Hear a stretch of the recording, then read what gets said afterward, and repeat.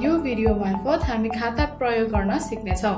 खाता फिचरको प्रयोग गरेर तपाईले विभिन्न ब्याङ्क खाता, ई-सेवा तथा अन्य खाताहरू थप्न सक्नुहुनेछ।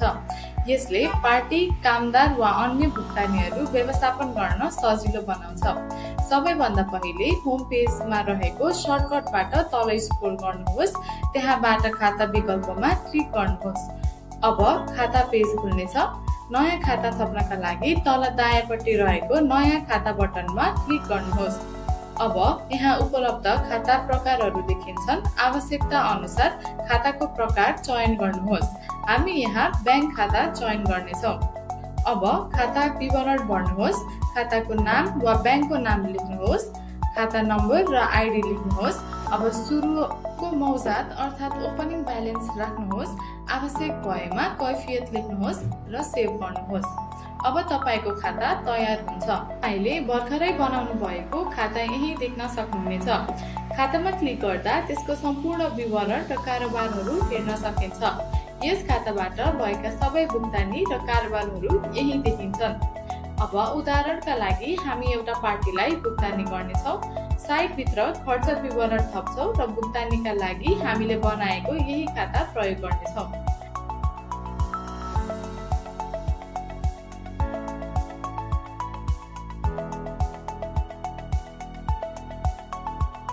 खर्च विवरण सुरक्षित भएपछि अब फेरि खाता विवरण पेजमा जानुहोस्।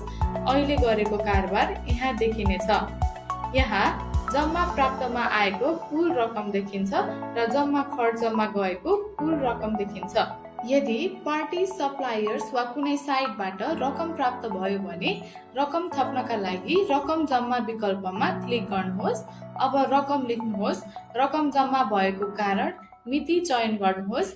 साइट, सम्बन्धित पार्टी चयन गर्नुहोस् र अन्त्यमा सेभ गर्नुहोस्।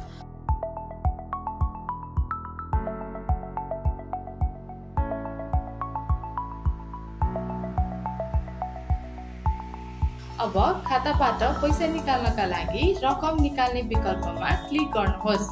अब निकाल्ने रकम, कारण, मिति र कुन साइटका लागि भुक्तानी गरिएको हो चयन गर्नुहोस्।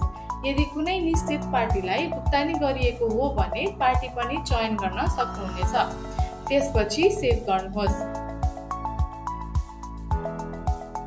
यसै गरी तपाईले ब्याङ्क, ई-सेवा वा अन्य खाता प्रकारहरू पनि थपेर यही प्रक्रिया प्रयोग गर्न सक्नुहुनेछ। एउटा खाताबाट अर्को खातामा रकम ट्रान्सफर गर्नको लागि रकम ट्रान्सफर विकल्पमा क्लिक गर्नुहोस्। अब रकम पठाउने र प्राप्त गर्ने खाता चयन गर्नुहोस्। पहिले कुन खाताबाट पैसा पठाउने हो त्यो खाता छान्नुहोस् र त्यसपछि कुन खातामा पैसा पठाउने हो त्यो खाता छान्नुहोस्। अब ट्रान्सफर गर्नुपर्ने रकम लेख्नुहोस्। मिति चयन गरेर सबै विवरण भरिसकेपछि ट्रान्सफर गर्नुहोस्। अब रकम एउटा खाताबाट अर्को खातामा सफलतापूर्वक ट्रान्सफर हुनेछ। तपाईले देखाइएको बक्समा खाताको कुल हिसाब अर्थात् ग्रान्ड टोटल पनि हेर्न सक्नुहुनेछ। यसरी सहयोगीको खाता फिचर प्रयोग गरेर सबै रकमको कारोबार व्यवस्थित र सजिलै व्यवस्थापन गर्न सकिन्छ।